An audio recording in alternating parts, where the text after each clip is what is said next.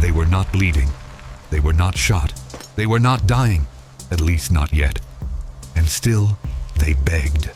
Begged doctors. Begged medics. Begged anyone who would listen. Not for medicine, not for rest, but for something unthinkable. They begged to lose their feet. Imagine standing in a military tent during World War II. The air is cold, wet, heavy. The ground beneath you is mud mixed with melted snow. You look down and see rows of soldiers sitting in silence. Some are shaking, some are crying quietly, some stare at nothing at all. And then you notice their feet, wrapped in soaked bandages, darkened, swollen, sometimes black, sometimes pale, sometimes already numb. These men were not cowards. They were trained soldiers. Many had survived artillery fire, explosions, and combat. But this was different, because this enemy didn't attack suddenly. It didn't explode. It didn't give you a chance to run.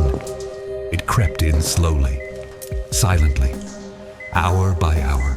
At first it felt like cold, just cold. Then came the pain, a deep, burning pain that never stopped. Then came the numbness, and that was worse, because when the pain disappeared, the fear began. Doctors would touch the foot. The soldier would feel nothing.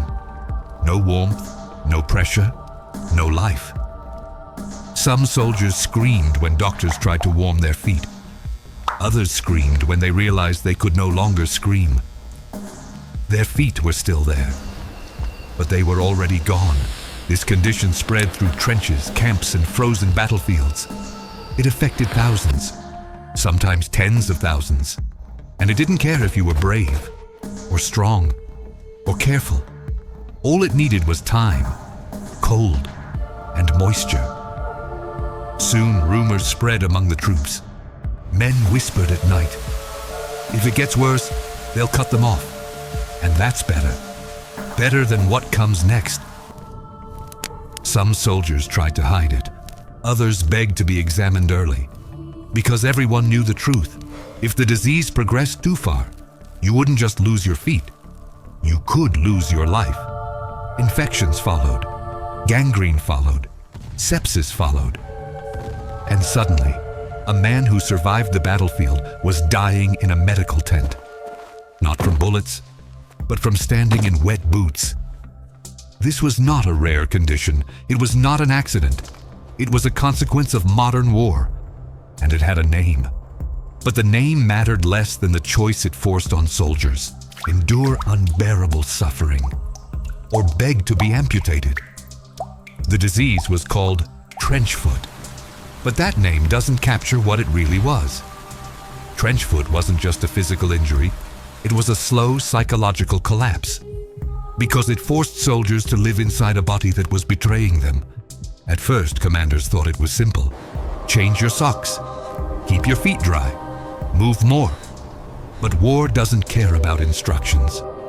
In trenches filled with water, in snow-covered forests, in freezing camps where boots never dried, soldiers stood still for hours, sometimes days. Their feet remained wet, cold, compressed. Blood flow slowed. Nerves were damaged. Tissue began to die. But the worst part wasn't the physical damage. It was the waiting. Every soldier knew the signs. They watched their own feet obsessively. Is the pain worse today? Is the numbness spreading? Is the skin changing color? Men who had faced enemy fire without fear now panicked at night, afraid to remove their boots. Because once you looked, you couldn't unsee it. Some soldiers developed extreme anxiety. Others became withdrawn, silent. They stopped sleeping, stopped talking. They imagined the smell of rot. They imagined the knife. Medical officers noticed something strange. Soldiers with trench foot often showed signs of mental breakdown before the physical condition reached its worst stage. They begged not because they were weak. They begged because the uncertainty was unbearable. Would the pain return? Would it spread? Would the infection kill them, or would amputation end it? In some cases, amputation was the only way to save a life.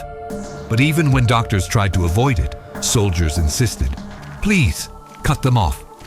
I can't take this anymore." For some, the idea of losing their feet was less terrifying than the idea of waiting. Waiting for pain. Waiting for decay. Waiting for death.